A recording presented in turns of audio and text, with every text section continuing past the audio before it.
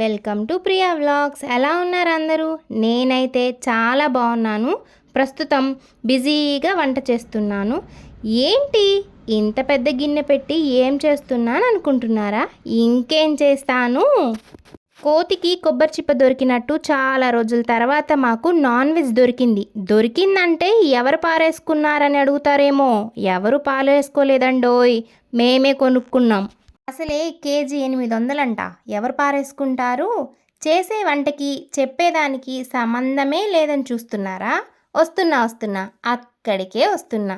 మరి మంచి masala కూరలోకి white rice ఎందుకని సింపుల్ అండ్ టేస్టీగా ప్లెయిన్ పులావ్ చేస్తున్నాను. ఇంట్లో ఎప్పుడైనా ఇలా చికెన్ బిర్యానీ కానీ ప్లెయిన్ బిర్యానీ కానీ చేయాలంటే విడిగా చేసే గిన్నెల్లో బాగా అడుగంటేస్తుంది. అందుకే అన్నింటికి అనుగుణంగా ఉంటుందని ఈ గిన్నెల సెట్ తీసుకున్నాను.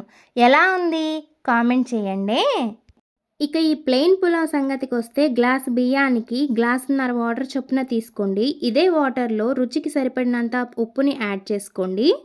వాటర్ బాగా మరిగిన తర్వాత ఇప్పుడు బియ్యాన్ని యాడ్ చేసుకోవాలి. నా దగ్గర బాస్మతి రైస్ నిండుకుంది, సో నేను నార్మల్ రైసే వేస్తున్నాను. మీ దగ్గర బాస్మతి రైస్ ఉంటే ఖచ్చితంగా బాస్మతి రైస్తో చేసుకోండి, టేస్ట్ ఇంకా బాగుంటుంది. మధ్య మధ్యలో కలుపుతూ మూత పెట్టి బాగా మగ్గనివ్వండి. Plain pulao mutton curry combination సూపర్గా ఉంటుంది. మటన్లో వేసే మసాలా కావాలంటే నాకు కామెంట్ చేయండి. స్పెషల్ మసాలా యాడ్ చేసిన తర్వాత మటన్ కూర ఘుమఘుమలాడిపోయింది.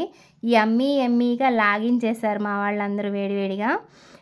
Plain pulao mutton curry combination మీరు కూడా ఒకసారి తప్పకుండా ట్రై చేయండి. ఎలా వచ్చిందో నాకు కామెంట్ చేయడం మర్చిపోకండి. ఈ వీడియో మీకు నచ్చితే లైక్ చేసి షేర్ చేసి సబ్స్క్రైబ్ చేసుకోండి. ఉంటాను, బాయ్.